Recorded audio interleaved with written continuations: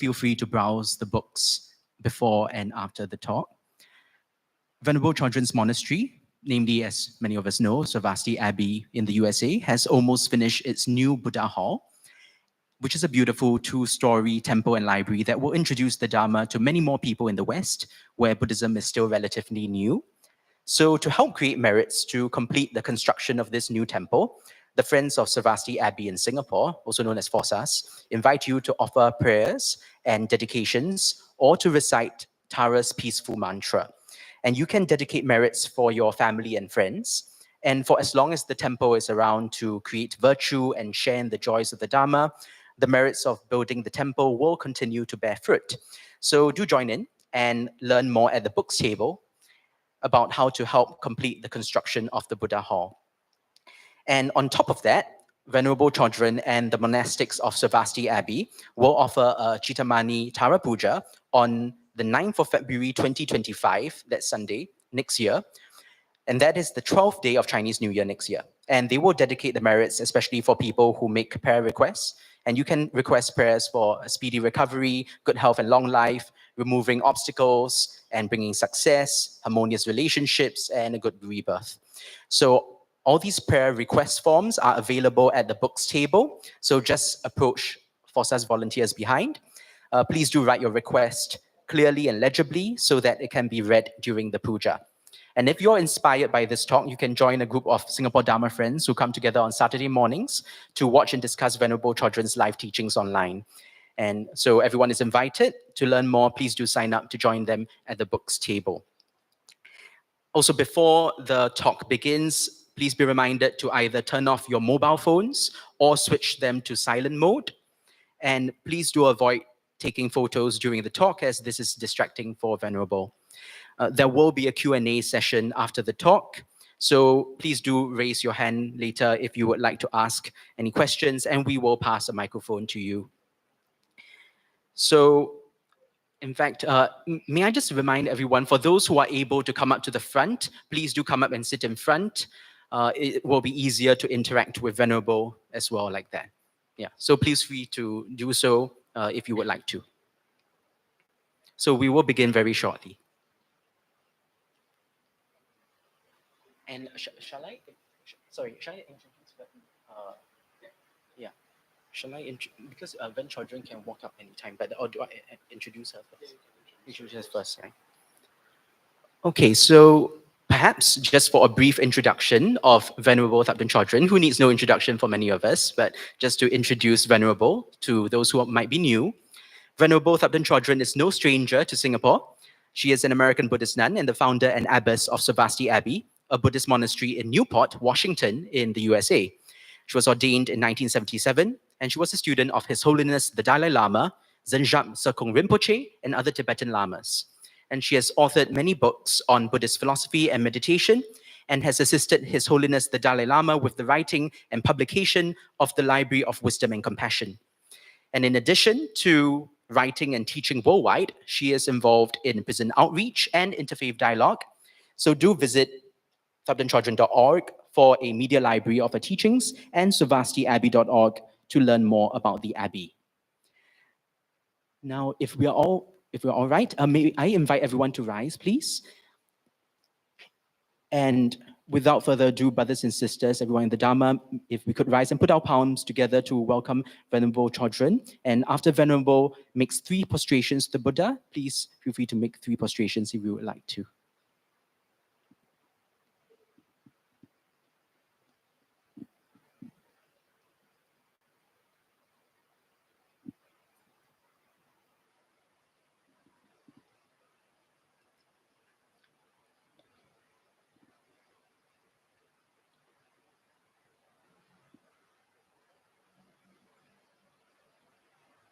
For those of us who would like to make 3 prostrations, first bow.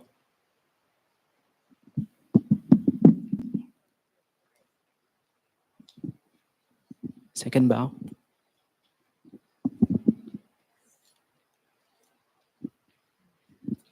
Third bow.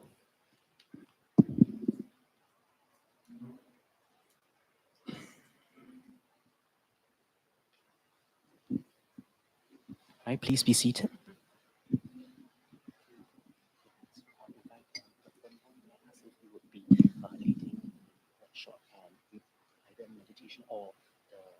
motivation.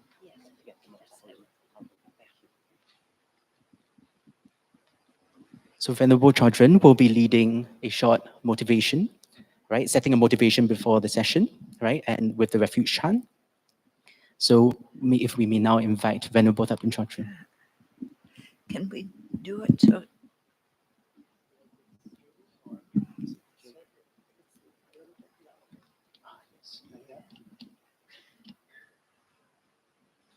We just test the volume and all. Oh, not yet. No. Oh, we just. Om Mani Padme Hum. Om Mani Padme Hum. Microphones are something else. Okay. Good. So it's nice to be at Pongming So again. Every year when I come to Singapore, I give a talk here. It's been going on for many years.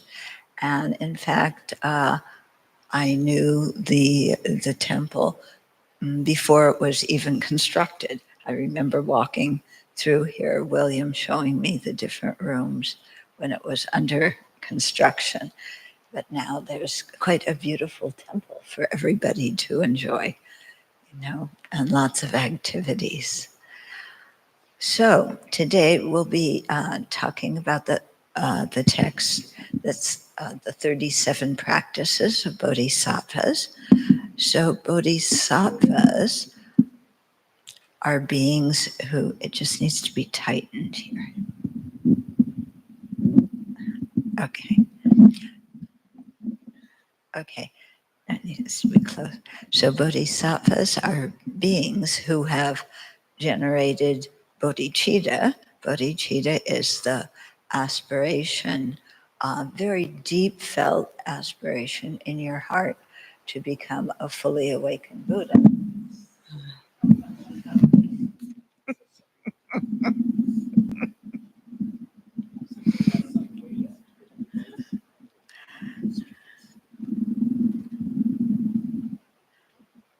It's not stable. Yeah.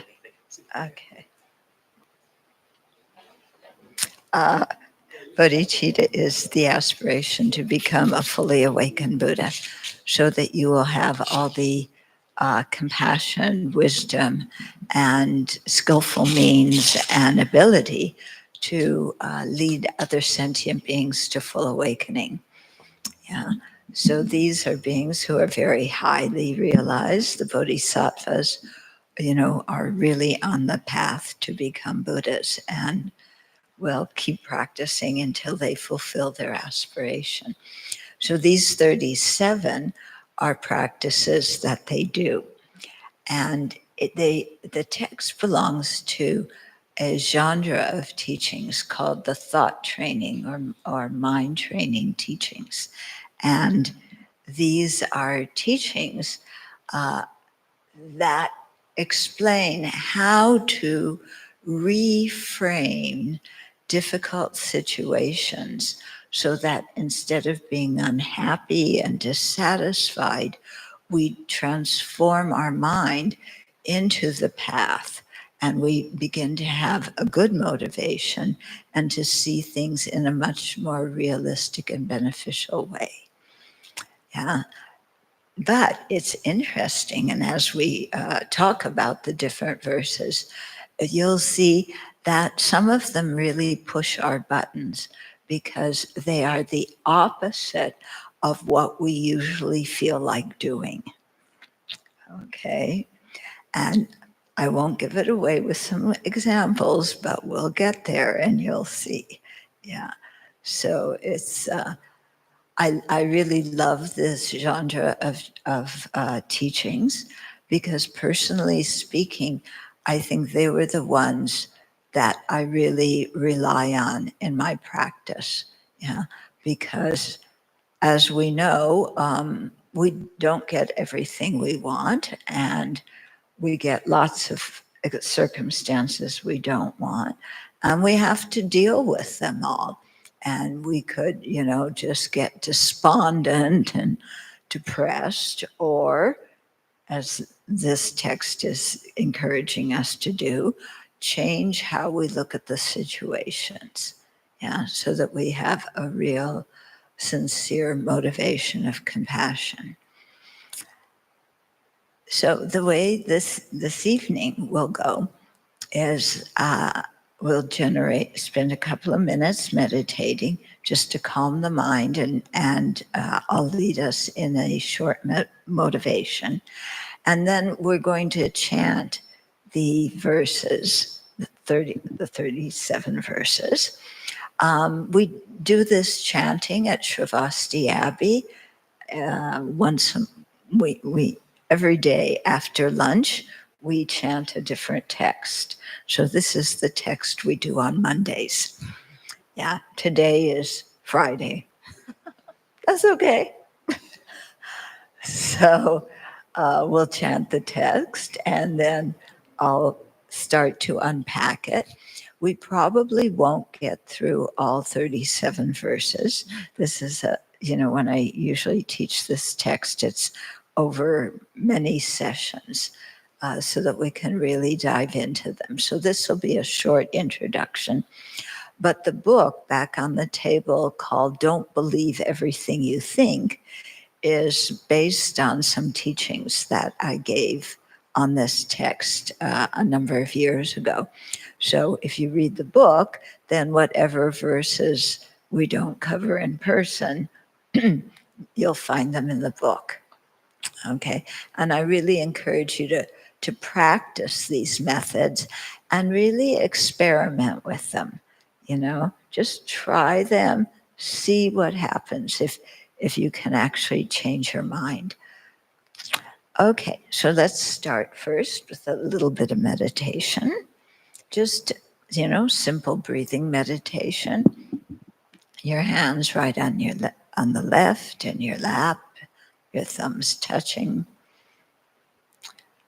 your eyes lowered, but not completely closed. And then just become aware of your in-breath and out-breath.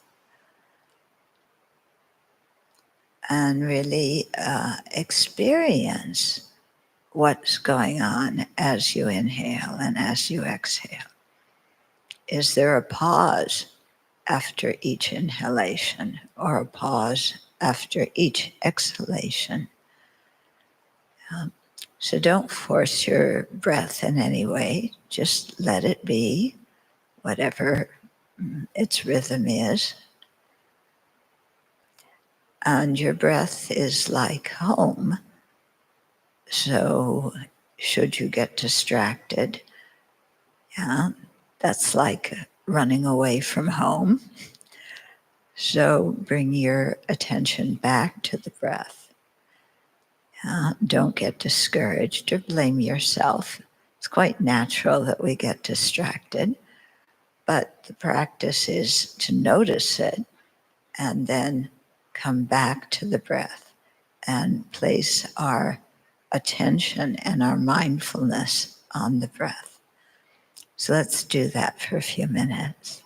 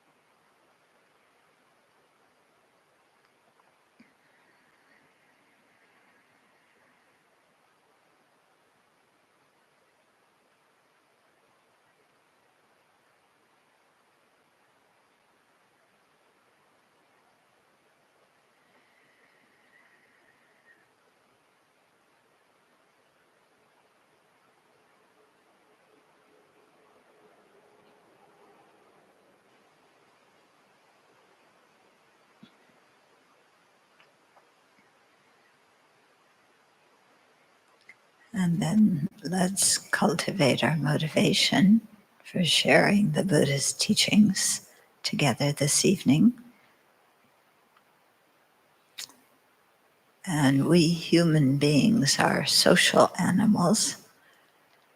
We find a lot of meaning in our life through relationships with other people.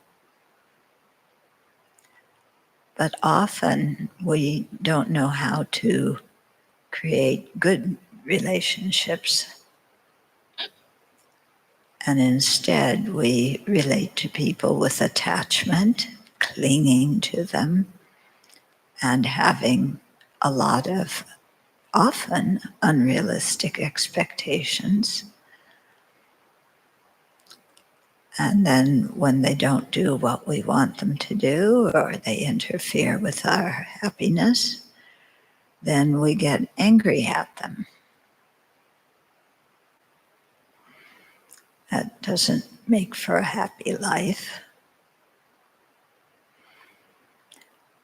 And we often compare ourselves to other living beings when we think that we're not as good as they are. Then we get discouraged and we get jealous, wishing that we had the good circumstances or that they have. Or when we compare ourselves to others, we think, oh, I'm better. And we get arrogant and look down on others.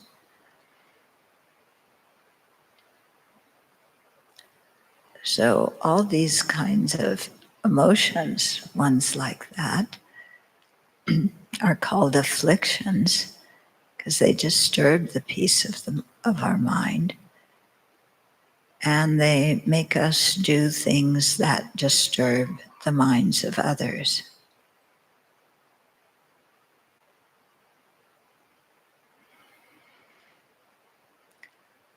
So the Buddha, a fully awakened being,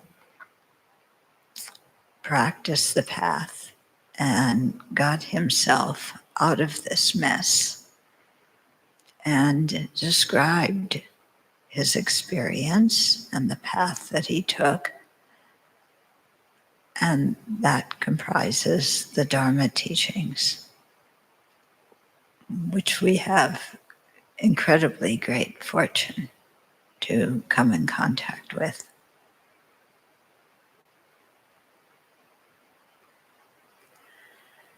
And so let's really approach the teachings with an open mind, an open heart, willing to listen, think critically about what we hear to see if it's true and if it works. And if it does, to practice it.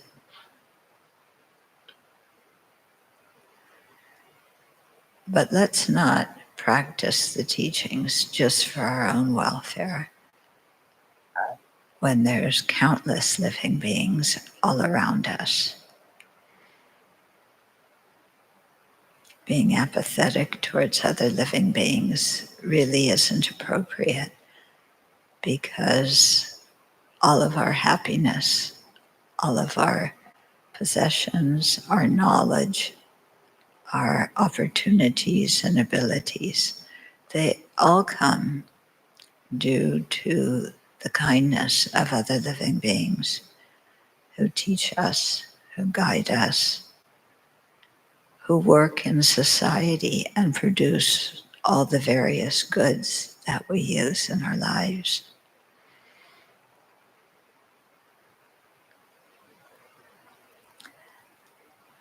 So let's generate the aspiration to make a positive contribution to society as a way of repaying the kindness of all these living beings.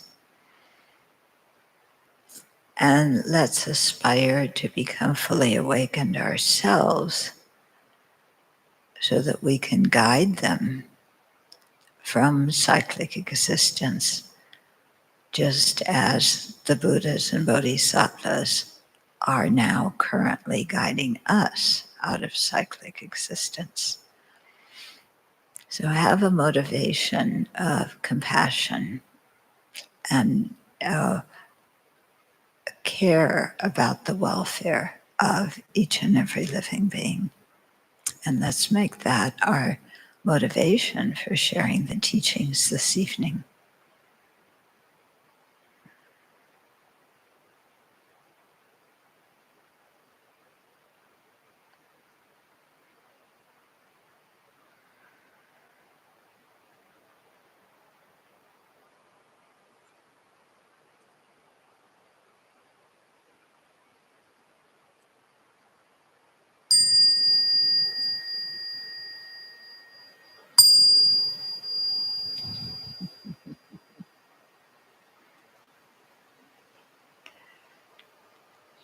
Okay, so, yeah, we'll start the chanting and then you're welcome to join in or to read the verses yourself so that you get some idea before we have the teachings of what they talk about.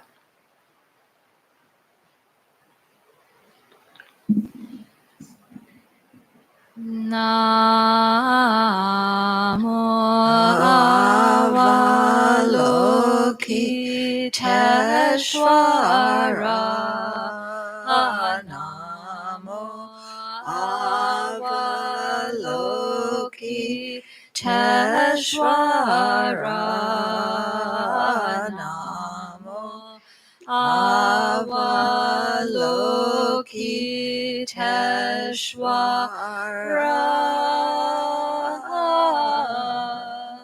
Having gained this rare ship of freedom and fortune, here think and meditate unwaveringly day in order to free yourself and others from the ocean of cyclic existence. This is the practice of Bodhisattvas attached to your loved ones. You stirred up water, hating your enemies. You burn like fire. The darkness of confusion, you forget what to adopt and discard. Give up your homeland. This is the practice of Bodhisattvas. By avoiding bad objects, bring emotions gradually decrease without distraction. Virtuous activities naturally increase with clarity of mind. Diction in the teaching arises, cultivate seclusion. This is the practice. Bodhisattvas, loved ones who have long kept company will part. Wealth created with difficulty will be left behind. Consciousness, the guest will leave the guest house of the body. Let go of this life. This is the practice of Bodhisattvas. When you keep their company, your three poisons increase your activities. Hearing, thinking, and meditating decline, and they make you lose your love and compassion. Give up bad friends. The practice of Bodhisattvas. When you rely on them, your faults come to an end, and your good qualities grow like the waxing moon. Spiritual teachers, even more than your own body. This is the practice of Bodhisattvas. Bound himself in the jail of cyclic existence, while worldly God can give you protection. Therefore, when you seek refuge, take refuge in the three jewels that will not betray you. This is the practice of Bodhisattvas. The subduer said all the unbearable suffering of bad rebirths is the fruit of wrongdoing.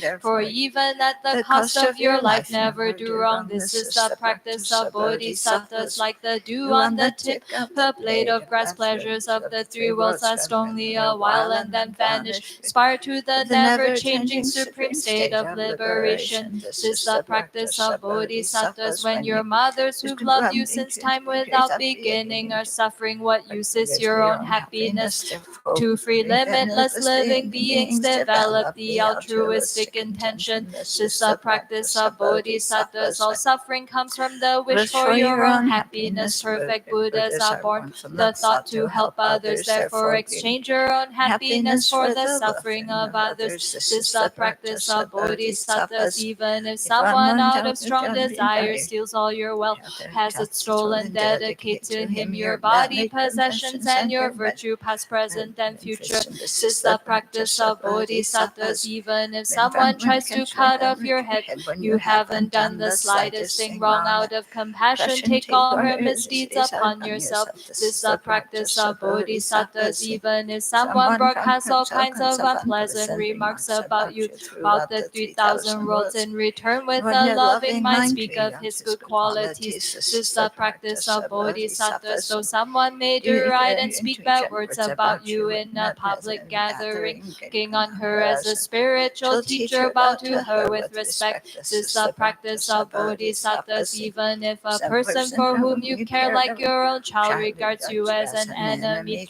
a Christian especially like a mother who does her child who is stricken by sickness. This is the practice of Bodhisattvas. If an equal or inferior person disparages you, to pride place her as you would your spiritual teacher with respect on the crown of your head. This is the practice of Bodhisattvas. So you lack what you need and are constantly disparaged, afflicted by dangerous sickness and spirits without discouragement, take on the misdeeds and the pain of all living beings. This is the practice of Bodhisattvas. So you become famous and many bow to you, and you gain riches equal to Vaishravanas. That worldly fortune is without essence and beyond conceited. This is the practice of Bodhisattvas. So you become famous and many bow to you, and you gain riches equal to Vaishravanas. That worldly fortune is without essence and beyond conceited. This is the practice of Bodhisattvas. While the enemy of your own anger is unsubdued, though you conquer external foes, they will only increase. Therefore, with the militia of love and compassion, subdue your own mind. This is the practice of Bodhisattvas. Sensual pleasures are like salt water. The more you indulge,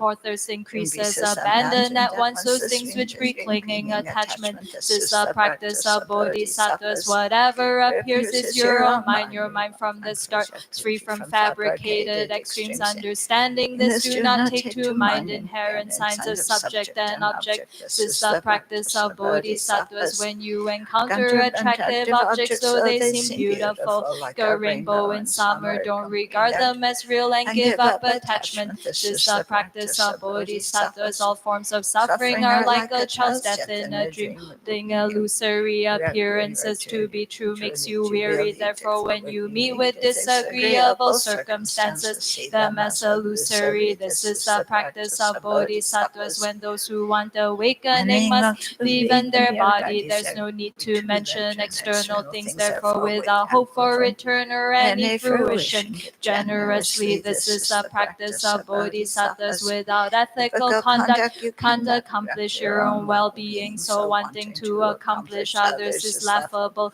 For without worldly aspiration, safeguard your ethical conduct. This is the practice of Bodhisattvas. To Bodhisattvas who want the wealth of virtue, those who harm are like a precious treasure. Therefore, towards all cultivate fortitude without hostility. This is the practice of Bodhisattvas. Even hearers and solitary realizers who accomplish their own good strive as if to put out a fire on their head for the sake of all beings. Make enthusiastic effort, source of all good qualities. This is the practice of Bodhisattvas. Understanding that disturbing emotions destroyed by insight with serenity, cultivate concentration which surpasses the four formless absorptions. The practice of Bodhisattvas. Since the five perfections without wisdom cannot bring perfect awakening, along with skillful means cultivate the wisdom which does not conceive the three spheres as real. This is the practice of Bodhisattvas. If you don't examine your own errors, you may look like a practitioner but not act as one. Therefore, with examining your own errors, rid yourself of them.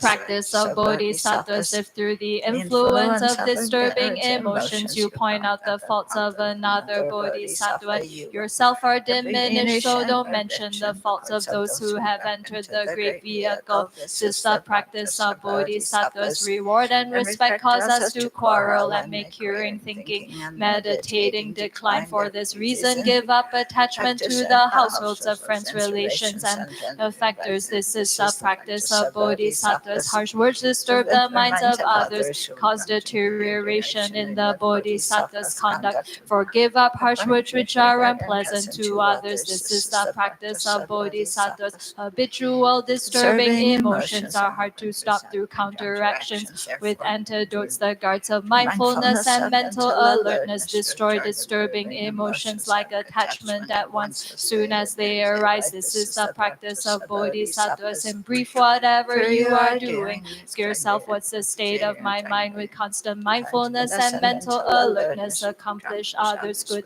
This is the practice of Bodhisattvas to remove the suffering of limitless beings. Understanding the purity of the three spheres, dedicate the virtue from making such effort to awakening. This is the practice of Bodhisattvas.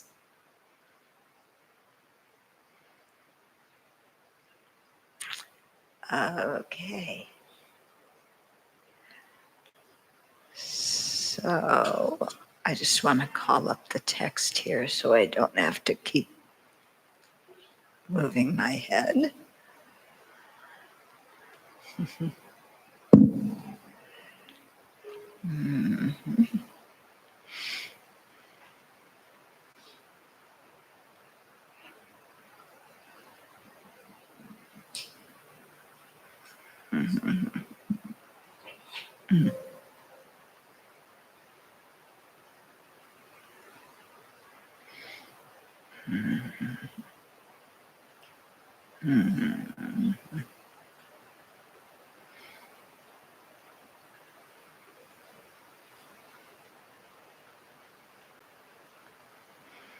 Okay.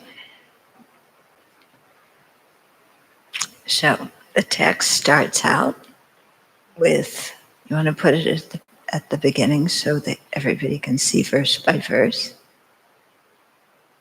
No. Huh?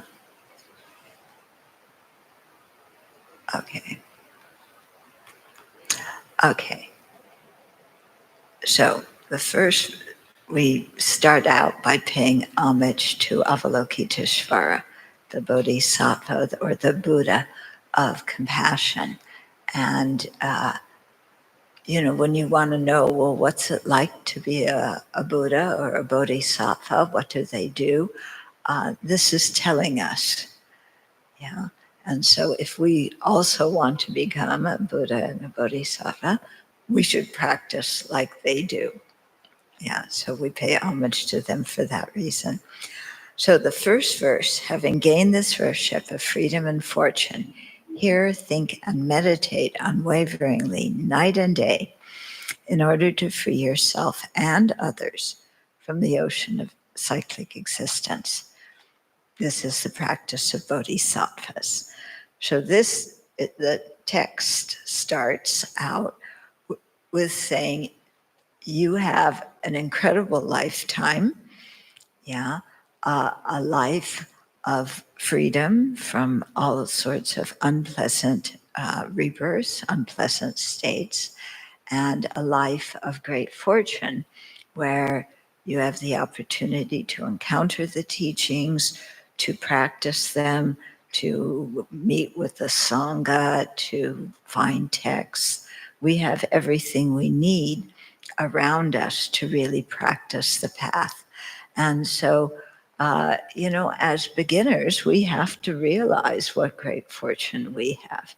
So often in our life, we moan and groan about, oh, other people get to do this, but I don't. Oh, my boss favors that person and I'm discriminated against. I'm left out. So this verse is telling us that way of thinking is really useless because we actually have an incredible rebirth. We just have to open our eyes and see it. Okay? Because so often we don't really understand our life very well, and we don't understand the world very well. And we make mountains out of molehills. In other words, small problems we inflate, until they're huge. And then, of course, we're terrorized,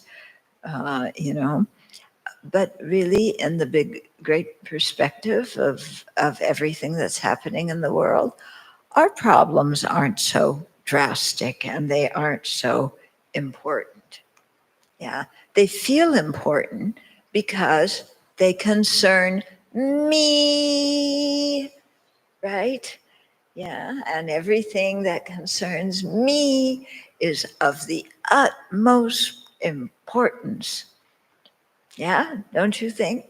Isn't that your how you look at things? It's all about me. Yeah. And so we try and grasp everything we think will make us happy. We push away everything we think won't make us happy.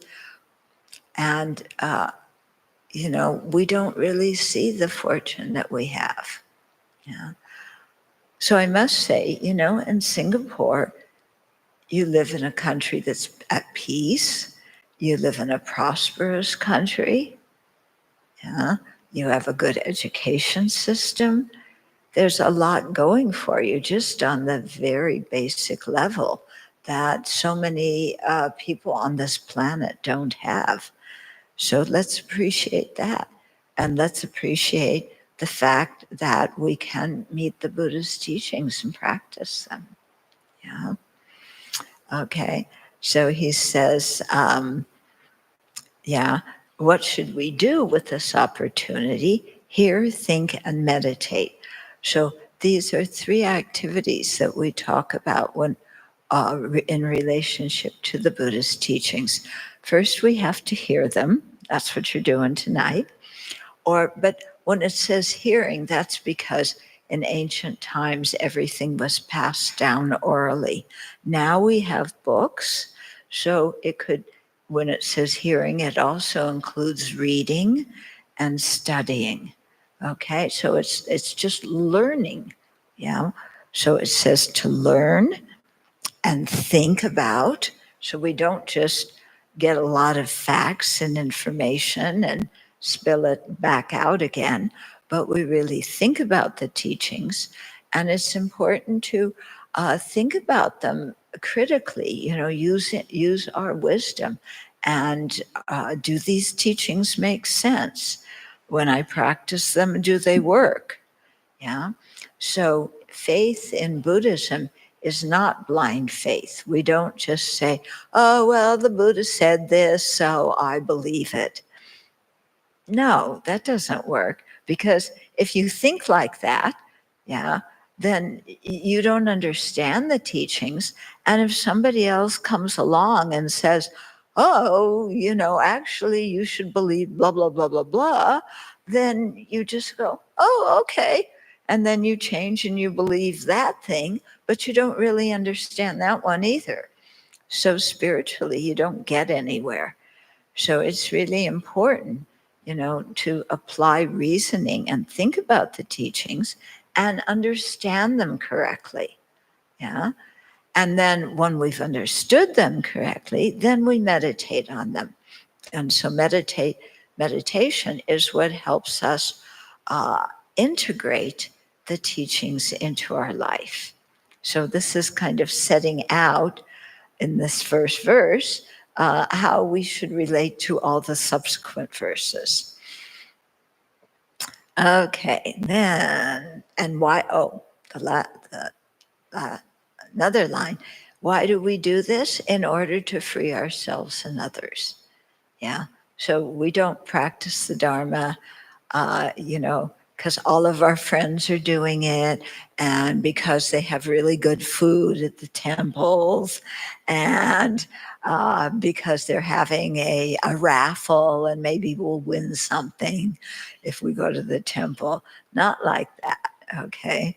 So we have a good motivation, and we want to free both ourselves and all other living beings from this cycle of existence, of getting born, old, sick, dying, getting born again, old, sick, dying. Okay? And we want to free ourselves from that cycle and have a state of actual freedom and actual peace. So this is why we're doing the practice. Okay, then verse 2. Attached to your loved ones, you're stirred up like water. Hating your enemies, you burn like fire. In the darkness of confusion, you forget what to adopt and discard. Give up your homeland. This is the practice of Bodhisattvas. Now you're going to go, give up my homeland? But I don't want to leave. All my friends are here. You know, this verse isn't necessarily talking about physically leaving the place. It's talking about detaching yourself from all the commotion in your current life. Okay, so what is that commotion? What's going on? Well, one is we're attached to our loved ones, and that stirs us up like water. Okay, what do you mean attachment of our loved ones? Well, attachment is a mental attitude, a mental factor that exaggerates the good qualities of someone or something and wants it, holds on to it.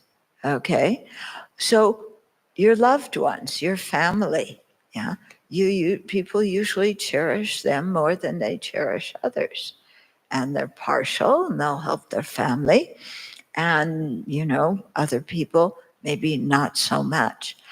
But also, in families, there's a lot of family drama. Okay. Does your family have family drama? Yeah. And sometimes, the whole family comes together for a holiday and your people play certain roles in the family. And so every holiday dinner, this one quarrels with that one. Okay. Do you have anybody have that in their family? Yes. Yes. Okay. So we can get so involved in our family drama. Oh, this one's mad with this one. This one is upset with this one. My child flunked spelling test, in primary one. They'll never get to a good university like that, and you get all worked up about things that pertain to the family, and you worry, and then there's so much gossip in the family about this cousin, that one, and blah blah blah. And did you hear what so and so's doing? And they shouldn't be doing that. They should be doing something else. It's exhausting, isn't it? Yeah. And so all that happens because we cling to these people, and we feel like, these are my people and they've got to be perfect, and they aren't. Okay, so we get worked up like that. Yeah. So attached to your loved ones, you're stirred up like water. Hating your enemies, you burn like fire. Then there's people you don't like. Maybe your competitor, yeah, or somebody who's better than you, or somebody else who is dating your boyfriend or girlfriend, or somebody who's interfering with you getting what you want, and you're so mad, yeah, that you burn, like fire. Anger feels like fire, doesn't it? Yeah, you're burning inside. So very uncomfortable. Is anybody here happy when they're angry? No. Yeah, anger makes us totally miserable. Why then, when we get angry, do we nourish our own anger? Yeah. When you get angry, you start out with, well, this person did this to me, therefore I don't like them. Well, and then you think about it again. Yes, they said this. Who do they think they are talking to me like this? Then they did that. And oh, I should have really gotten some revenge. They had no right treating me like this. I want revenge. I want to get even. Okay. And then you go through the whole scene. Maybe you had a quarrel with somebody and you go through the whole fight again in your mind, rerunning it. And each time you do, and each time you think about it, you get angrier and angrier. Yeah, does this sound familiar? Anybody here do it? Yeah. Look closely at how you live. This is what goes on. And we're miserable because we just play this video of the awful thing somebody did to us over and over and over again. The other person isn't anywhere around.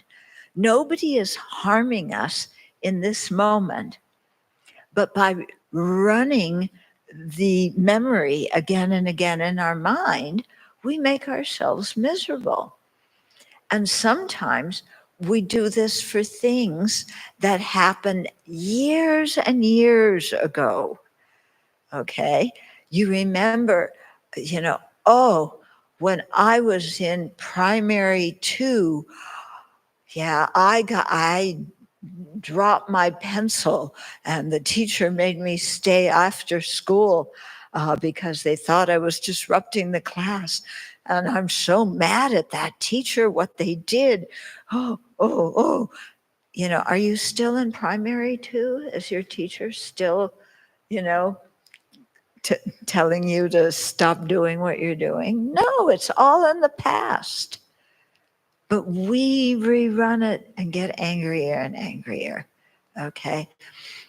We need to press the pause button on these kind of mental videos that we keep running, yeah? Because nobody's harming us now, yeah? And you can even, sometimes when you're meditating, your mind gets distracted. And sometimes you go to somebody you like and your mind starts fantasizing about the wonderful life you're going to lead. And other times your attention goes towards somebody you're mad at and you just kind of angrier and angrier. Yeah. And it happens in a group meditation. Everybody's meditating. So you're sitting in perfect meditation position. You look so holy, but what's going on in your mind? Oh, I'm so mad. And you're meditating like that. That's not meditation. But you're concentrating on something, that's making you miserable. And then you hear, oh, I'm sitting in a room with a lot of nice people and nobody's harming me. What was going on in my mind all that time, going around and around about what somebody did to me? Yeah? You just wasted the whole meditation session. Yeah? Anybody besides me do that? Yeah? Yeah. We're sitting here, it's perfectly safe. Nobody's harming us. But inside, okay. In the darkness of confusion, you forget what to adopt and discard.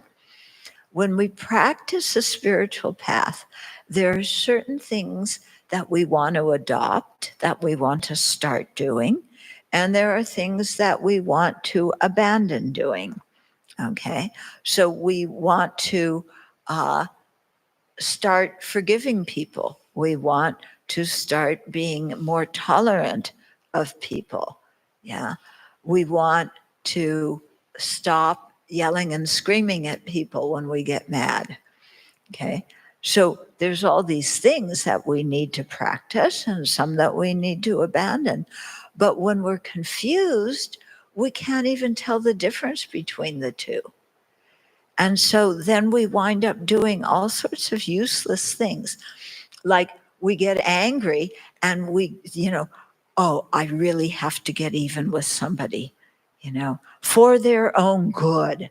I've got to go right away and tell that person that their behavior is wrong, and we talk ourselves into doing this. And what happens? Yeah, well, does the other person say, oh, thank you very much for giving me that feedback? No, they yell and scream and, enter the quarrel with us. And then everything really blows up.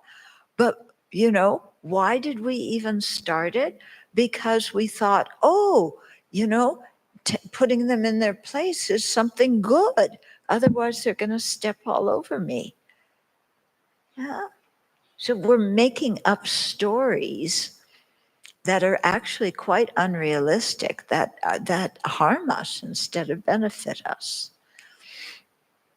Okay, so in the darkness of confusion, you forget what to adopt and discard. So what is he proposing as the remedy? Give up your homeland. Okay, so that doesn't mean that you go and get a passport and leave on the next plane. Yeah, it means that you distance yourself mentally from all of this kind of stuff. Like, we don't really need to get all involved in all the family dynamics and family drama. Yeah, it's really not necessary. Just, step back, be peaceful, talk to everybody in the family, don't take sides. Yeah. So it's talking about, stepping away from the clinging attachment, stepping away from of being upset about things. Okay. Of course, for me, when I first encountered Buddhism, there weren't any Dharma centers anywhere near where I lived. So I had to go halfway around the world. Yeah. And I found that actually quite beneficial to live in a different culture. Yeah. Because when you live in a different culture, you see that your whole, so many of your concrete ideas, that seem very normal in the society that you live in, when you go to other countries, the people think in a different way. And so it really broadens your mind, broadens your perspective. Okay, verse 3. By avoiding bad objects, disturbing emotions gradually decrease. Without distraction, virtuous activities naturally increase. With clarity of mind, conviction in the teachings arise. Cultivate seclusion. This is the practice of Bodhisattvas. So here, seclusion, it doesn't mean you go find the nearest cave and, decide to go into retreat for the rest of your life. It means seclusion from objects of attachment, objects of anger, all the objects that rile up your emotions. Yeah. So by avoiding bad objects, disturbing emotions gradually decrease. Now it says bad objects as if the objects are the problem. Okay. For example, we say, you made me really angry. Yeah. As if my anger, I'm completely innocent. My anger is your fault because you did X, Y, and Z. Yeah, I have no responsibility for my anger. Yeah, we talk like that, don't we? Yeah. Well, we talk, so we think, oh, that other person is a bad object because they made me angry. Actually, they didn't make us angry. They just were living their lives, doing whatever. Yeah. Very often they have no intention of pushing our buttons and making us angry. Yeah. Why do we get angry? Because we have the seed of anger inside of ourselves. And if we have that seed of anger, yeah, if we have buttons, in other words, things that we are very, very sensitive about, then our buttons will get pushed and our seeds of anger will blossom into anger. Yeah. And that's not because of the other person. It's because we have that potential in our own mind. And because we have the things that we're really sensitive about. Okay?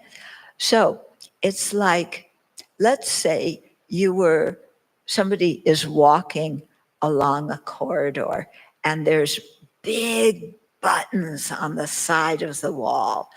And the buttons say, don't push me. Okay?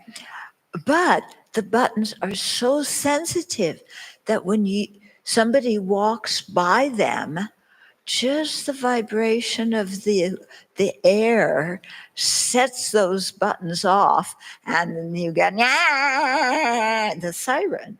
Okay? When we are sensitive about certain things, that's kind of what happens to us. Okay? Let's think of an example. Let's say I am sensitive about, what's a good example? I'm sensitive about how I look. Okay? So if, I'm very sensitive, I want people to say, oh, you look so nice. Yeah, you're very attractive. I want to hear that. Yeah. But, so I dress up, I put on my best robe. Yeah, it looks like this. Yeah. I, comb my hair a special way. Yeah, fix it. Yeah, hide the gray hair and, maybe dye it purple or something. And, and I want people to say, oh, you look really good. Yeah. And I go to see some friends and nobody comments on my appearance. And in fact, maybe somebody says, oh, you've gained a little bit of weight, haven't you? Yeah, actually, that makes you look better. And they give it as a compliment. But you go, I gained a little bit of weight? Yeah, you think I don't look good? Yeah. And you just, oh, this person's criticizing me. Oh. Yeah. All the person did was say, you've gained some weight and you actually look better. You look healthier. But you go, no. Yeah. Okay. So it's quite interesting to look in our lives and what are the things, what are our buttons? What are the things we're sensitive about? Yeah. Where we want to hear nice comments. We don't want any feedback that doesn't correspond with how we think of ourselves. Mm-hmm. So we might say, oh, I want people to be honest with me. And, if I make a mistake, please point it out to me. We may say that.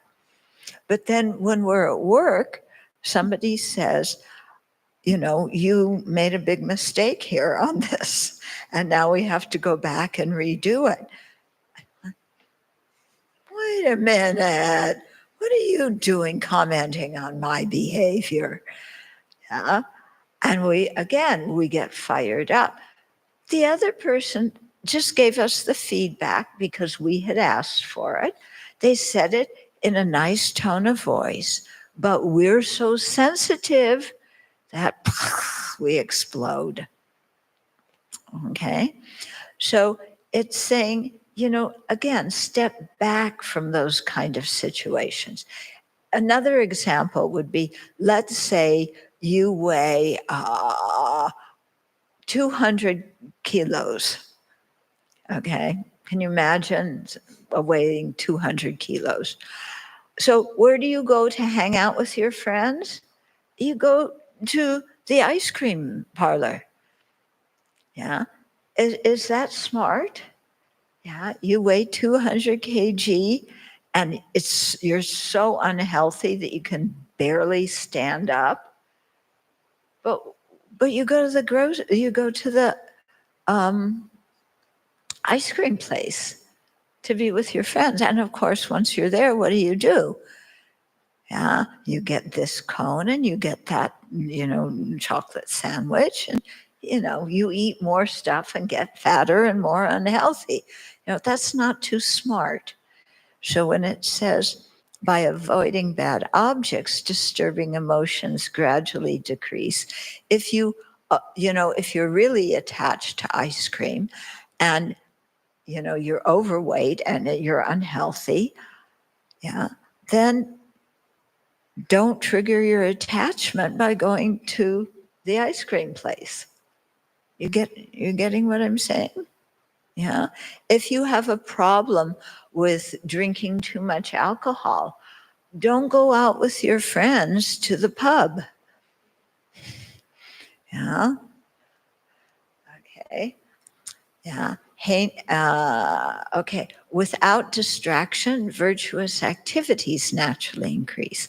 So when we're not distracted by chasing after the things we're attached to and pushing away all the things we don't like, then we really have time to look at our mind, understand ourselves, how our mind operates. We have time to notice which thoughts we have that are realistic and which thoughts we have that are totally unrealistic. Okay. But of course, we think we don't have any unrealistic thoughts. Other people are unrealistic. Yeah. Yeah. You're together with somebody and they're expecting you to fulfill all their needs and to do whatever they want. That's unrealistic. Yeah. And we see, don't expect that of me. But what do we do with them? Oh, you're my friend. You're supposed to always agree with me, always side with me, fulfill all my needs. Yeah. Do you have friends or some relationships where you have that kind of expectation of people? Yeah. When you do, you're setting yourself up for a lot of pain and misery. Yeah. It's nobody else's job to fulfill our needs and to make us perpetually happy. Yeah.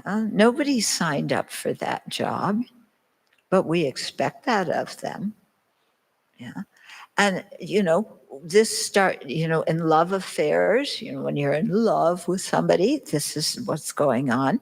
But even with your parents, yeah, mom and dad are always supposed to be there. Yeah, mom's always supposed to prepare food. Mom's always supposed to be on my side. Dad is supposed to do whatever, we want dad to do.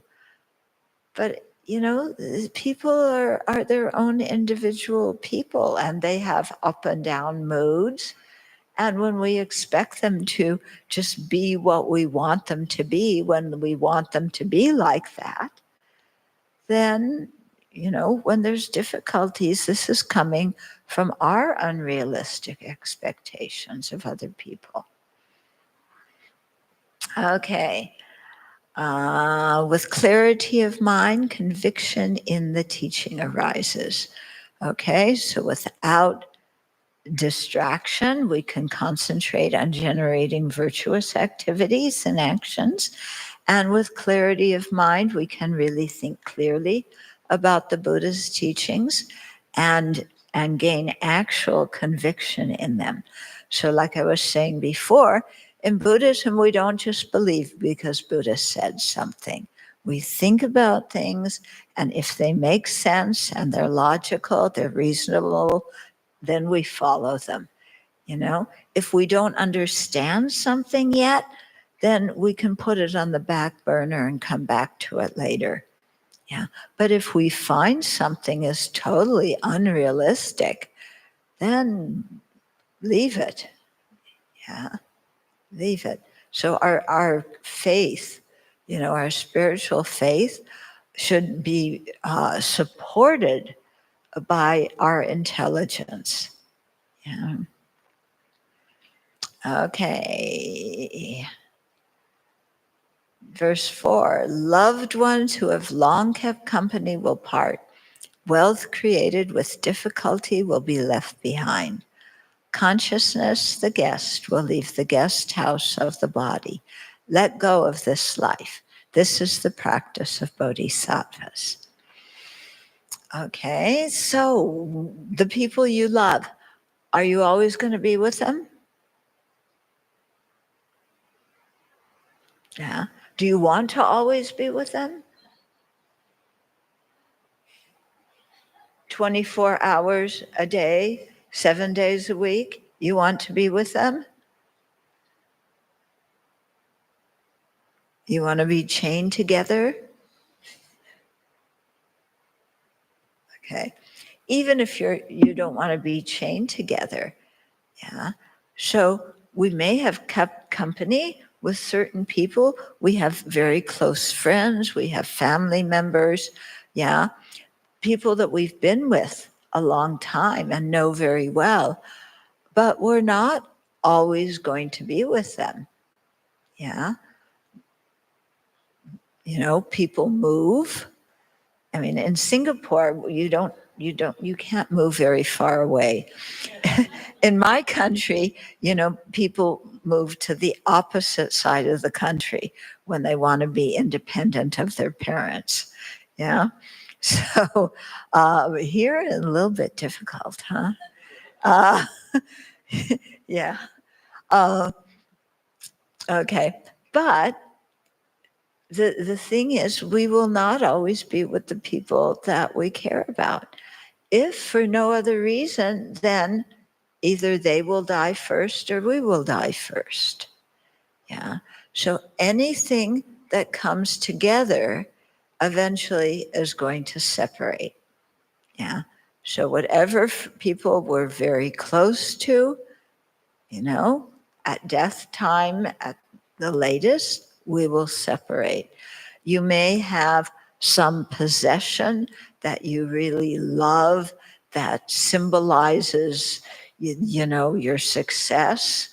Yeah, you've worked so hard. Now you have your, you know, your hot red sports car that you zoom around Singapore, putting your foot on the gas. And you feel, oh, I love having this car, and people notice me. Yeah, are you always going to have that car?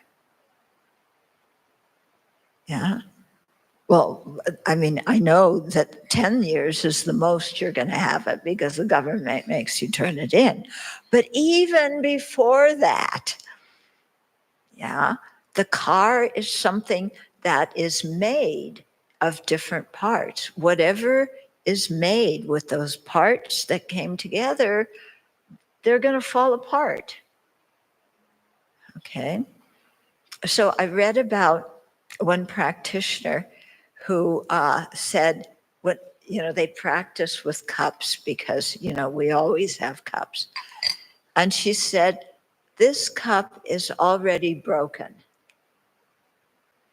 Actually, this cup hasn't been broken yet, but she was training her mind to see that this cup eventually will break. It's not going to exist for all eternity. And so we separate from the people that we care about, from the possessions that we worked hard to get, from any kind of situation. Nothing is going to last forever. Okay? So in one way, we think, oh, impermanence, that's really bad. You know, I want things to be fixed and solid and predictable and secure and permanent, and they aren't. Well, you know, this is the way things are. If we can accustom ourselves to the reality of things, then we're okay. But the more we reject the reality of impermanence, the more unhappy we are. Okay. So to be aware, loved ones who have long kept company will part. Yeah, that's going to happen. So, yeah, that isn't something discouraging. It just means, you know, value that person now while they're your friend, but don't cling to them and have the feeling like, oh, you've always got to be near me, you've always got to be part of my life, you know, because eventually parting comes. Okay, that's regarding people. What about possessions? Wealth created with difficulty will be left behind. Yeah, you work really hard, you save so much money, you buy whatever it is you want to buy. Yeah, and so you work hard with difficulty to get the things you want. Are you going to be able to have them forever? No. Yeah. They break, they disappear, they go out of style, you don't want them anymore. Okay. So the idea is don't get so graspy at people. Don't be so graspy at possessions, because, you know, they're useful and it's good to have good relationships with people, but don't be unrealistic and think, you know, we're in love. We will always be in love internally. Well, no, you're going to get reborn. They're going to get reborn. You may not see each other for a few eons. Okay? Consciousness, the guest, will leave the guest house of the body. So what we call life is when our mind, our consciousness, and our body are linked. What is called death is when they go their different ways. The body has a continuum, it decays. The mind, the consciousness has a continuum. And then in the case of us ordinary beings, it takes rebirth. Okay? So we may think, oh, I have so many wonderful qualities, you know, and I'm always going to be with this body. I'm always going to be me. No, you know, we're all going to die. Our body is like a guest house, you know, it's like a hotel, you know, you go check into, I don't know, some fancy hotel on Orchard Road. Are you going to live there forever? Yeah. Do you even want to live there forever? Yeah. Sometimes these big hotels are a bit creepy. Yeah? It's like, I don't know. Anyway. Okay. So just to realize, you know, that someday we are going to die. If we are prepared for death, then they say that dying is like going on a picnic. Yeah, that it's fun. It's, you know, you look forward to your next life because you've practiced well in this life. And so, you're pretty sure you're going to have a good rebirth. I was once, I had the fortune to be where there was one Tibetan meditator, and he died suddenly. Nobody really expected it. But his friends, he lived in a community of meditators. There were maybe 7 or 8 of them living in different huts. And his friends were away. He had stayed behind, and he died. When his friends came back, and heard that he was in the process of dying when they came back, they didn't go, he's dying.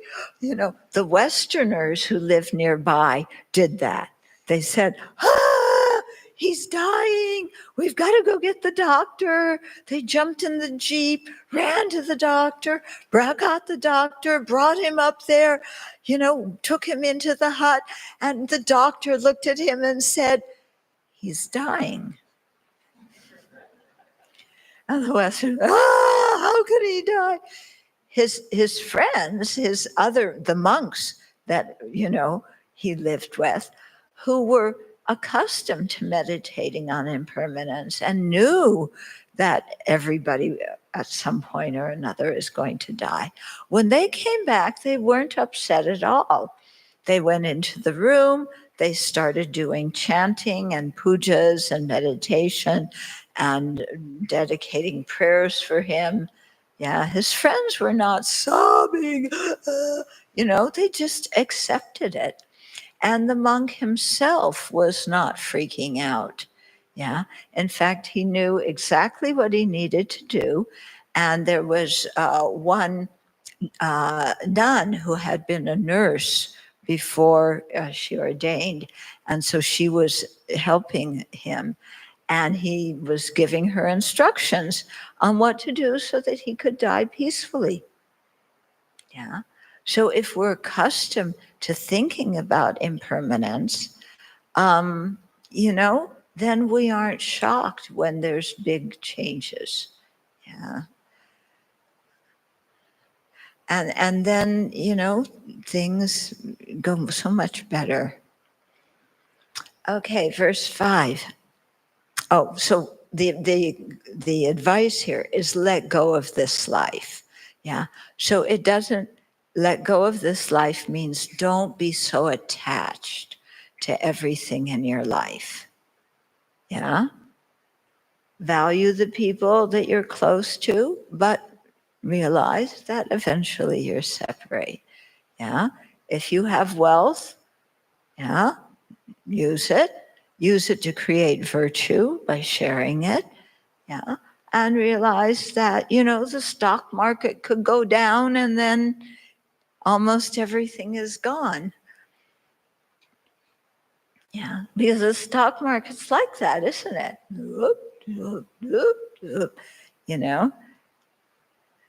So just, chill out, actually. Verse 5, when you keep their company, your 3 poisons increase. Your activities of hearing, thinking, and meditating decline, and they make you lose your love and compassion. Give up bad friends. This is the practice of Bodhisattvas. Now, what is a bad friend?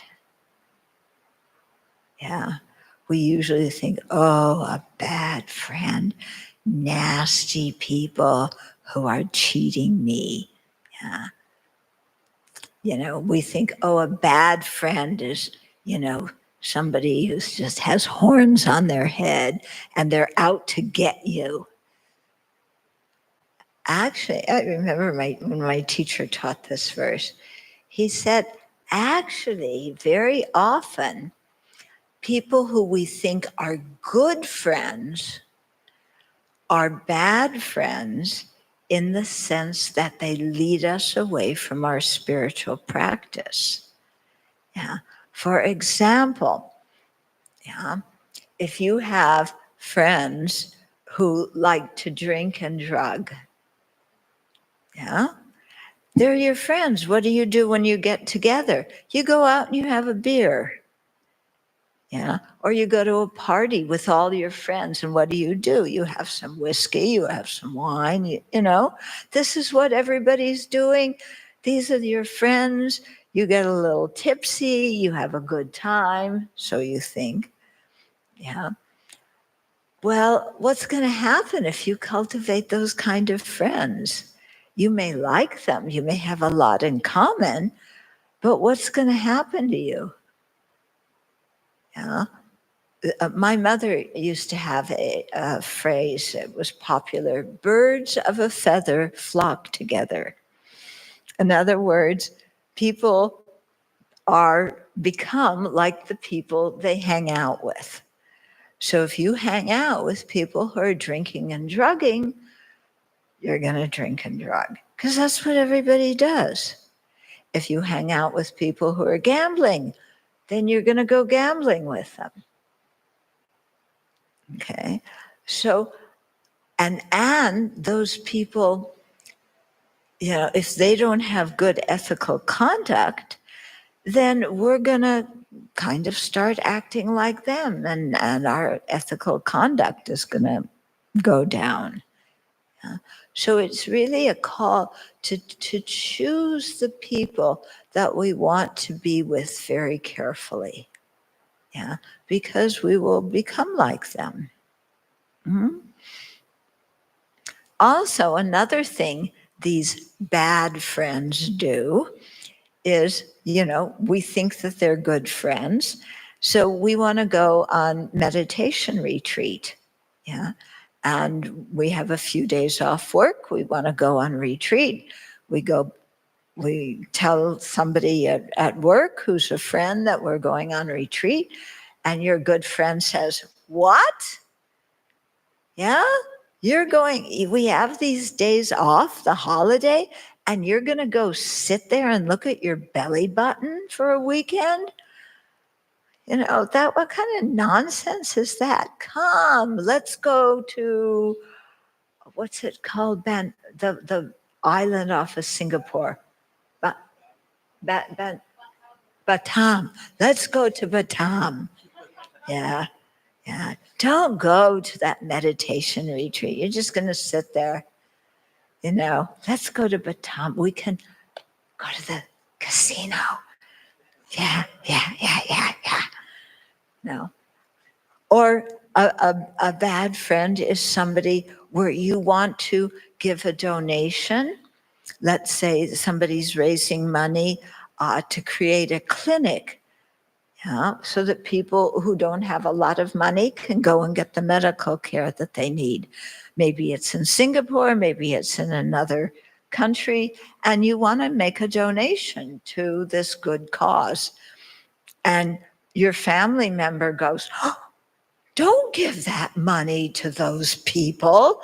Use it. Let's take the family on vacation so we all have a good time." Yeah. Well, actually, when we practice generosity, we're creating merit. We're doing something virtuous.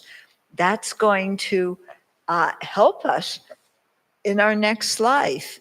But here's our family who we love and who love us, but they don't know about what to practice and what to abandon, what is virtuous and what isn't. And so they don't want you to give that donation. They want you to, you know, let's go on a holiday. Okay? So when you keep their company, your three poisons, your ignorance, anger, and attachment increase. And when they increase, yeah, what happens? Your activities of hearing, thinking, and meditating on the Buddhist teachings decline. Yeah? And they often make you lose your love and compassion. Now, how does that happen? They're good friends. How do they make you lose your love and compassion? Well, okay, when somebody is angry, okay, let's say there's a person over here, yeah? So there's a person over there. No, there's two people over there. Okay, let me use these two monastics as an example. There's two people there, okay? So Venerable Damcha gets mad at Venerable Kunchok, yeah? And he didn't do anything, yeah, but she just gets really mad at him. And she wants to vent, she wants somebody to side with her. So she comes and talks to me and says, do you know what he did? Yeah. Oh, he did blah, blah, blah, blah, blah, blah, blah. Some stupid thing, some little thing, he did that. And that made me so mad. And I had counted on him to sweep the floor, and he didn't sweep the floor. And he always treats me like this. Ah! And so she's venting, and I'm listening to this. Okay. And then I think, oh, yeah, he must be a really nasty person. He told her he was going to sweep the floor, and then he didn't. Oh, totally unreliable. Venerable Damcha, I totally understand why you're mad at him. I really sympathize. And I think you should go and put him in his place so that next time he will sweep the floor. Okay, yeah. Okay, so she and I are friends. Yeah. Your friends always expect you to side with them when they have a problem. If you don't side with them, then they're going to think that you're, if I don't side with her against him, if I say to her, what are you so upset about? I saw him sweep the floor. Or it's your floor, you could also sweep it. If I don't side with her, then she gets mad at me. Okay? So the thing is, when she's mad and talks to me about it, and I believe it and I get involved, then her words become divisive words. Yeah, so she's creating negative karma. Then I get angry at him because I heard this story about him. And then my anger makes me really nasty towards him too. So I create negative karma. And I lose my love and compassion. It's like, oh, this guy, useless. Yeah. Who wants a monk who can't sweep the floor? I don't care if he can fix the sound system. He's got to sweep the floor too. Okay? So, when we get involved in other people's things like this, then and we believe them when they talk badly about somebody, then we lose our own love and compassion. Okay, so what's the remedy? He says, give up bad friends. In other words, you're polite to those people, but you don't listen to their advice. You don't keep them as your best friend. Mm-hmm. Okay. How are we doing? Okay. Oh, I'm going to skip a few verses because I wanted to get to some of the ones that will push buttons. Let's go to, okay, let's go to verse 14. Yeah. Even if someone broadcasts all kind of unpleasant remarks about you throughout the 3,000 worlds, in return, with a loving mind, speak of his good qualities. This is the practice of Bodhisattvas. Okay. So there's somebody, who talks about you behind your back and says all sorts of things. Some of them may be true. Some of them are not true. but they just smear your reputation, turn everybody against you. Yeah. Have you ever had that happen? Yeah? Somebody who you thought was a friend then starts telling bad things about you behind your back. Okay. How do you usually feel when that happens? You feel hurt. Yeah. You feel disappointed. You feel angry. Yeah. And then you want to talk bad about them behind their back because you don't like them anymore. And you want other people to know that they're unreliable. So then, then you go and tell somebody else. So, now I'm mad at him. So I go and tell you about how mad I am at him. But then I realize that it wasn't his problem. He did sweep the floor. She was exaggerating. So now I'm mad at her because she got me mad at him. So, now I want to talk bad about her behind her back so everybody knows not to listen to her because she gossips. Okay, so you're in this situation. Somebody is talking bad about you behind your back. Yeah, you're angry, you feel betrayed, you're disappointed, you're hurt. Yeah, what does Togme Sampo, the author of this text, tell you to do? Oh, well, first of all, they're saying all these, they're broadcasting all these unpleasant remarks about you, not just to a few people, but to the whole universe, the 3,000 worlds, everywhere. They print it in the newspaper of every place that has a newspaper, and say how bad you are and awful things you do. And what does Togme Zangpo do? He doesn't say, yeah, go retaliate and tell everybody how that person's a liar. No, he says, in return, with a loving mind, speak of his good qualities. What?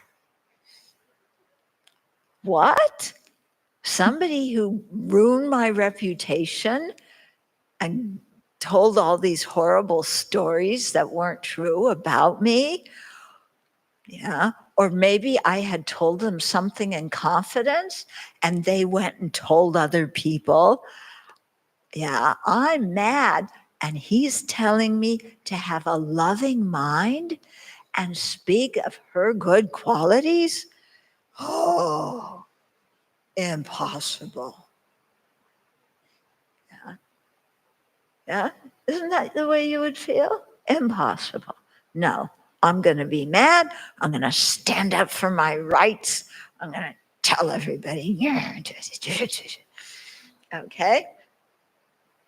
But like we talked about earlier in the talk, when we get all angry and worked up, are we happy? No.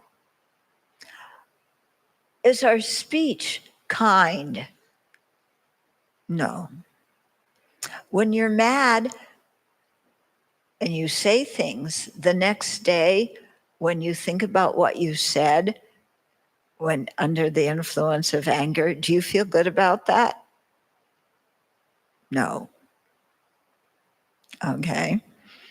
So why cling on to this anger because somebody talked bad about you when it's only going to make you more miserable?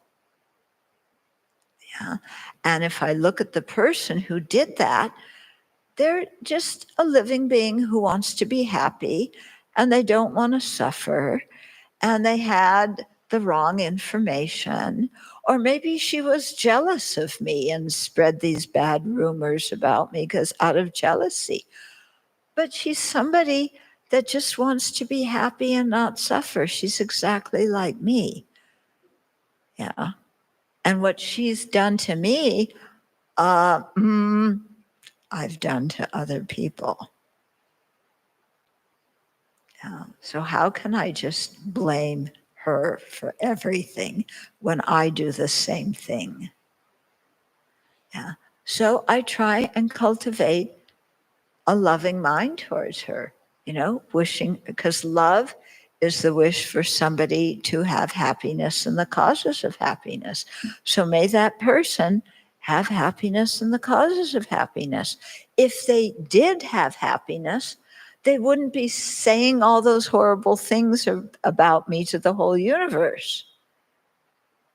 Okay. So really, think about this. When somebody harms you, whether by saying false things or true things, or they harm you physically, yeah, is that person happy? Yeah, somebody who harms somebody else is not happy. Yeah, isn't that person, wouldn't it be better to wish them to be happy? Because if they were happy, then they wouldn't be acting like that. Okay. So with a loving mind, speak of his good qualities. And then maybe you say, oh, he doesn't have any good qualities. Yeah. So I'll tell you a story. I really like this story. So I was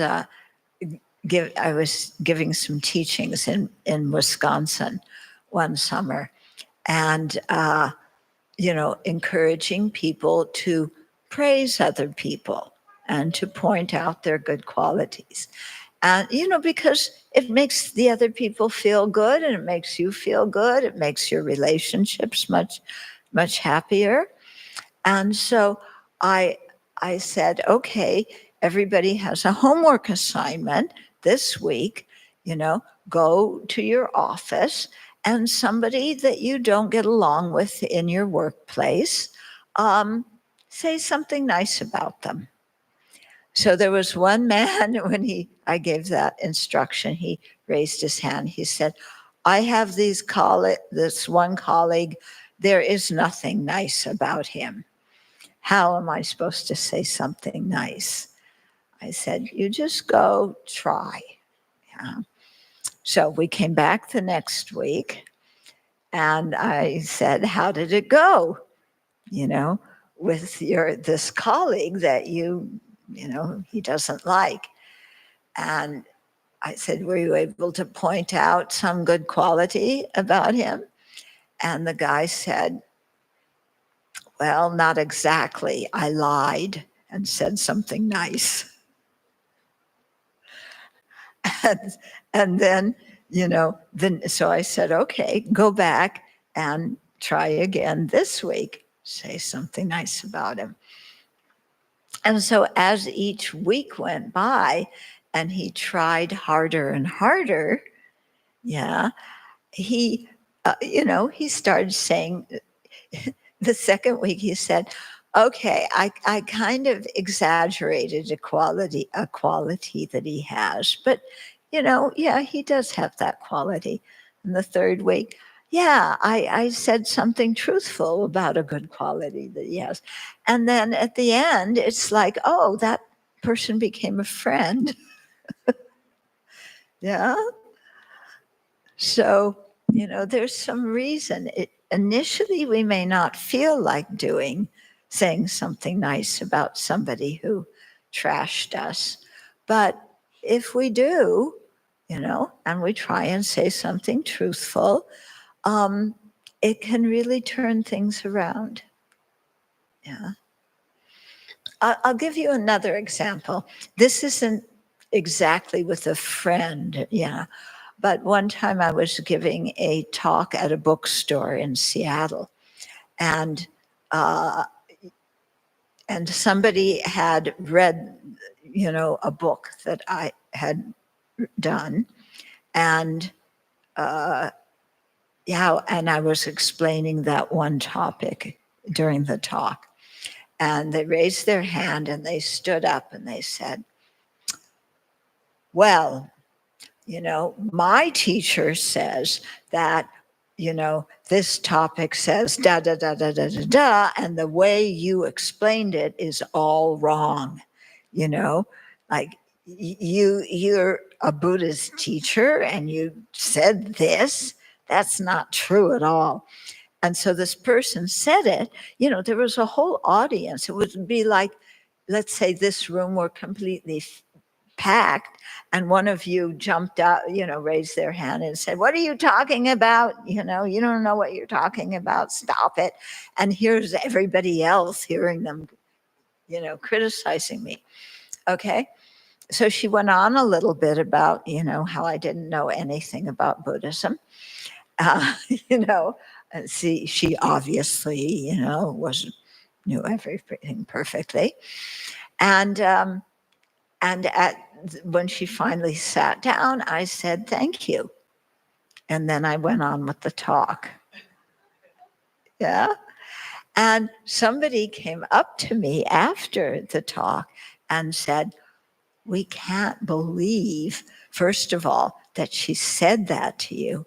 And we can't believe that you just said thank you and didn't, humiliate her back." But it was like, I thought, what's the use? She kind of told me off in front of other people. What's the use of me saying bad things about her? Yeah. So that's why I just said thank you, and it was finished. Yeah. Whereas if I had attacked back, whoo, that talk would have probably become a battle. Okay.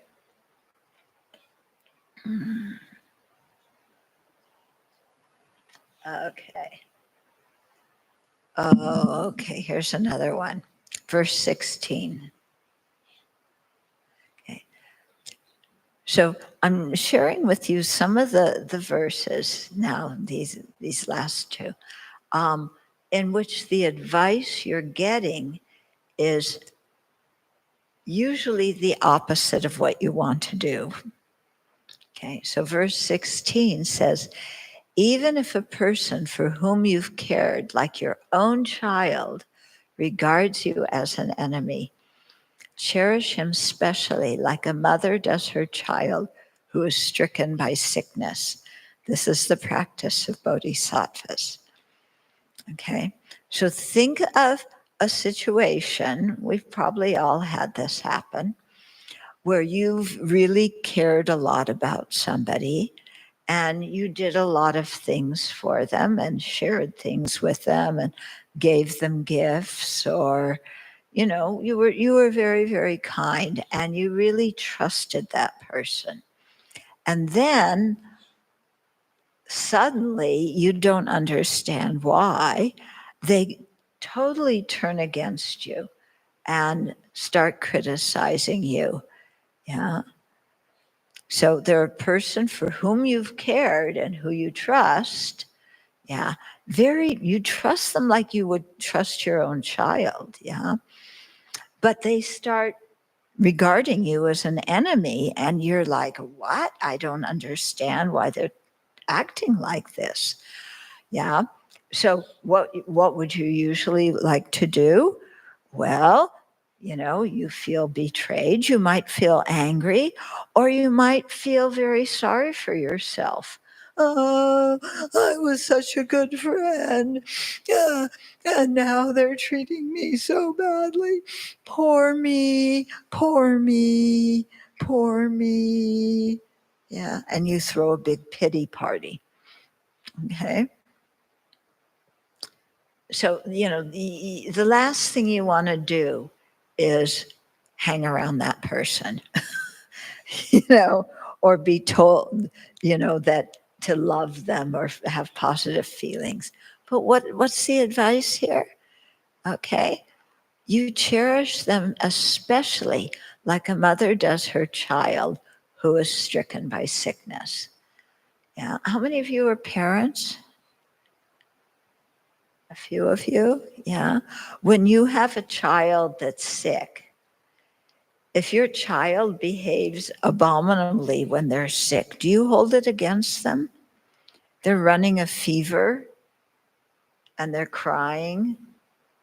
Yeah. Do you go and say, "Oh, shut up, child. I don't care you're running a fever. Just be quiet. I'm exhausted." No, you're a parent. You love your child. They're sick.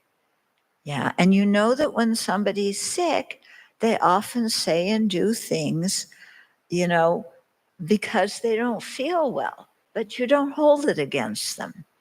So, just like a parent would be like that towards their child who they love deeply, when that child acts abominably because they're sick, then even somebody isn't your child, yeah, even they're not sick physically, but maybe they're sick with wrong ideas, or they're sick with anger, or they're sick with jealousy.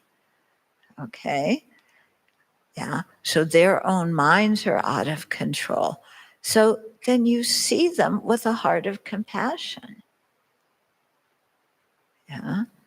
I once had that, and somebody who I really trusted, who I was working with, yeah, then there was it was my birthday and a few people were, gathering together. And he didn't come, and instead he gave a card to somebody to give to me for my birthday. And it said, I'm backing away. I'm not going to be your friend anymore. What? What's going on? Nothing happened. We didn't quarrel. There was nothing going on. Why all of a sudden you're, this person who I trusted is acting like that? And, at that time, I wasn't able to practice this verse very well. And so I got really depressed and, but I kept coming back to this verse because I knew that there was some wisdom in it. And so gradually, as I thought about the situation more and more, I realized, the reason that he backed away was because I had a lot of unrealistic expectations about how he should be, because he was somebody I worked with. So I just assumed he would always work with me and always like the projects that I was doing. And he wasn't. He was dealing with some issues, personal issues of his own that I didn't know about. And he just needed some space. Yeah. When I finally figured that out, then I stopped being depressed and angry. And I just said, he's like a child that is stricken by illness, and, have some compassion for him and wish him well. Yeah. So I tried to practice that because I was really able to give up my upset emotions about that. And then later, some months later, he came and apologized. Again, out of the blue. And we're friends. So, there's a lot of wisdom in these verses, even though when you first read them, you think, that's not how I want to act. Okay. So I just looked at the clock. We have time for a few questions. Like I said, we haven't gotten through the whole text, but if you read Don't Believe Everything You Think, you can get some idea about the rest of the text. So any questions or comments? Thank you, Venerable. Yes, if anyone has any questions for Venerable, please do raise your hand and we will pass the microphone to you. Right. right? And maybe just to start the ball rolling, if I may as well. So Venerable, thank you so much for your precious teachings. You mentioned we should avoid bad objects, right? But I think now with our devices and phones, I mean, it's not difficult for me to see like bad objects like advertisements for me to buy things I don't need just from my phone, right? I mean, we're just surrounded by distractions all the time. Yeah. So how should we just cope with this whole deluge of distractions that we're Get faced rid with? of your phone. Your phone. Yeah, I don't have a phone. Believe me, you can live in this world without a phone. Yeah. I think people think now, my phone is part of my body. I can't live without it. I live perfectly well without a phone. Yeah, really, you can do it. It's actually much nicer because then you don't get a million messages and get so totally distracted when half of those messages aren't really important at all. Yeah. So you guys think I'm crazy. Get rid of your phone. Well, you lived at some time in your life without a phone, didn't you? You weren't born with one in your hand. You didn't go through school with a phone. Yeah, there were new devices that you got a few years ago. And if you find them annoying, leave them. Then all your friends go, oh, but I can't contact you. Yes, you can still contact me. I have a landline. You can call me. You can leave a message on my machine. You can email, and don't expect an answer right away. Thank you, Venerable. I mean, for some of us, I'm just thinking, in the course of our work, we still need to use our Oh, yeah, phones you and all. really need a phone. You can't do your job without a phone. Oh.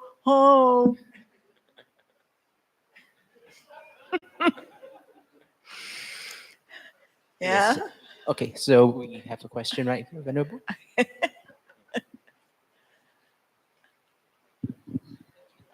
Venerable, thank you very much for your very enlightening talk. Been practicing, all this meditation relating to, not be too attached to a lot of our feelings about and all this craving. Easier said than done in many instances.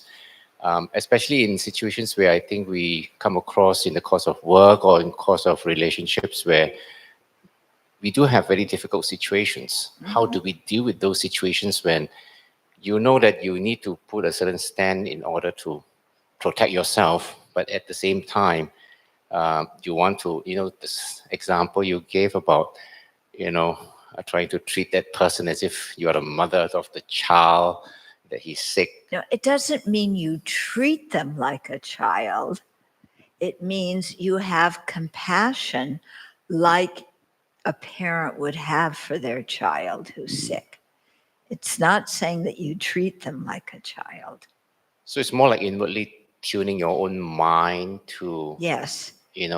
not be affected by his reaction to us.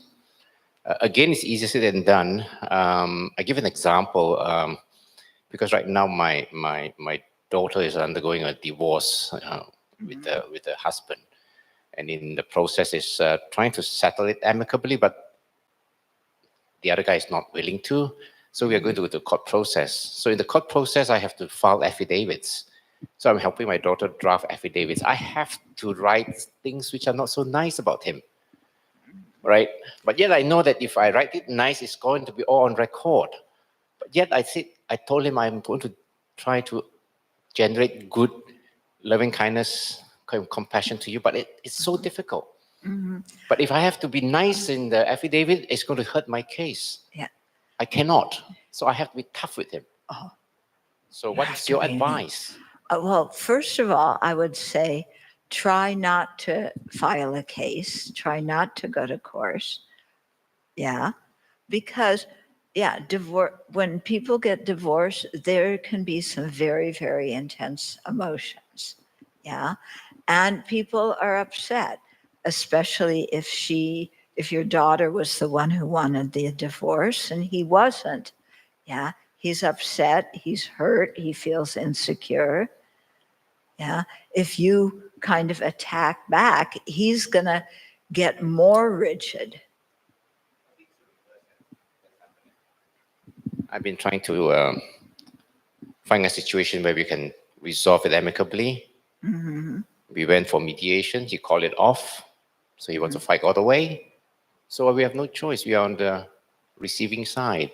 Mm-hmm. So to protect my own daughter, we have to say all the facts about him, and it's going to go on record. You have to. You don't have any choice. I have no choice. No choice. So I cannot be. It's not a free world. Yep. It's not a Precisely. free world. You have to. So, because if you don't, the sky's going to fall. So that gives rise to another issue where, when I try to do my meditation, I try to generate loving kindness to a person like that. Yeah. It's very, very challenging. Yeah. If you were in the midst of a messy divorce, wouldn't you be upset? I think I'm more upset because it's my daughter who's doing it. No, I'm talking about with you, I think you were married. You had a daughter, so you were married before. If, let's say, your wife walked out with somebody else, you would be upset. I'm just giving some example. I mean, you know what it's like to have problems. So the thing is that very often we have to really see what is going on for the other person. What are their feelings and what do they need right now? Okay. You're just going to tell me that I don't know what I'm talking about. No, I'm going to tell you that you have made a lot of sense. And I know what the issues are. It's actually the same things that I would like to preach, but to tell him to let go of a lot of these mental projections that she has about the marriage, right? So when it's very difficult to get across that message when he's in that emotional state. Yeah. So I will just let it go. And if he wants to go by the law, I will go by the law. That's all. And it may take another 3 years, 5 years, 10 years, I do not know, for him to get over the feeling, right? But in the meantime, they have a small infant child and have to run through the whole process. Okay. Look, I'm not going to get involved in your personal things. I've said what I had to say. If I recommend that you look at something that's called nonviolent communication and study that, because it really helps us develop the skill to understand how somebody's feeling, what they need, and therefore how to talk to them in difficult situations. Okay, so check out nonviolent communication. Thank you. Any final questions for Venerable? Okay. Thank you, for the precious teaching tonight. I can't hear you very well. Okay, thank you, Venerable, for the precious teaching tonight. You're talking about the bad friends. Yeah. So I was thinking about what if that person is somebody that you love, like example your parents or your child or examples like that. How are we going to get detached from them? Okay, so I didn't hear the first part. Yeah. Somebody's doing about the bad friend that we have. We need to be distant from that relationship or that person. My question is that what if that person is someone that we love, like our close one, parents or child?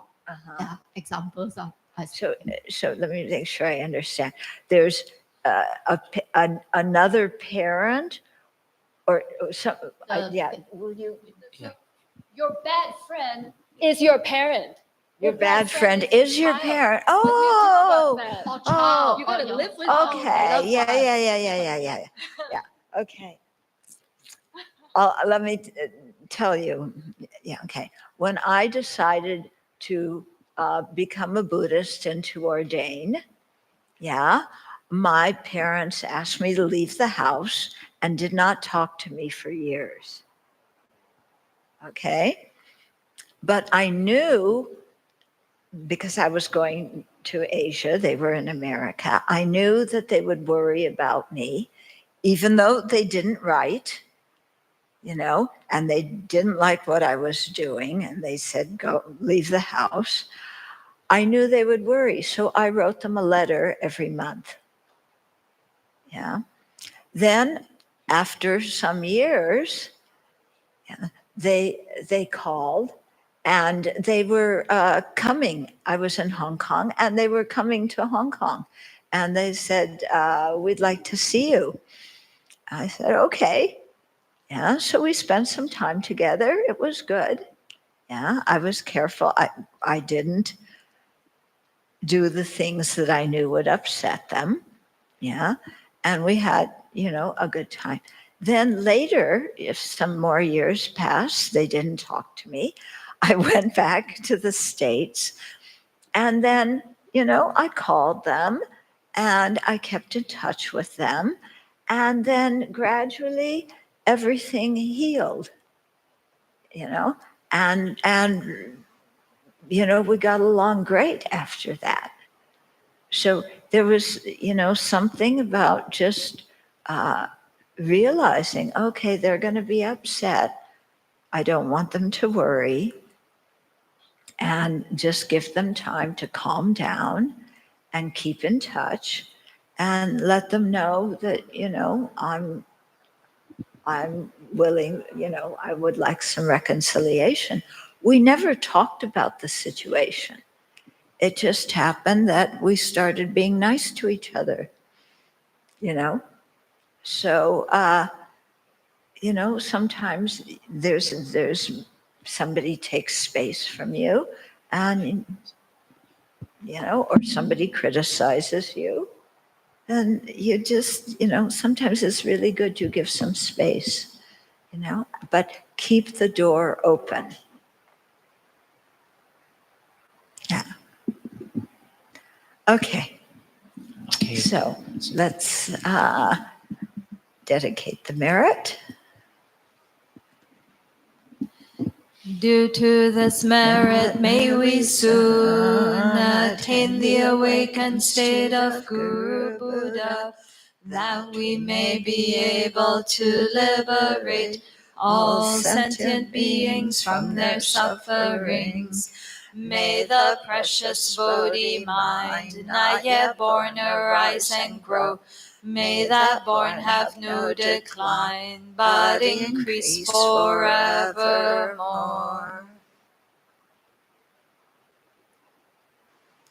Okay. Thank you once again, Venerable Chodron, for your precious teachings. Right, so brothers and sisters and everyone in the Dharma, we hope you have enjoyed and benefited from Venerable's teachings. Please do help to complete the event feedback form via the QR code. So if you could scan the QR code and share some feedback with us, we'd be very grateful. And Venerable will be giving a series of other public teachings in Singapore until 22nd of December and from 4th to 5th January next year. So you can inquire about these programs and the prayer requests and the Saturday morning Dharma group by approaching our 4S volunteers at the books table behind.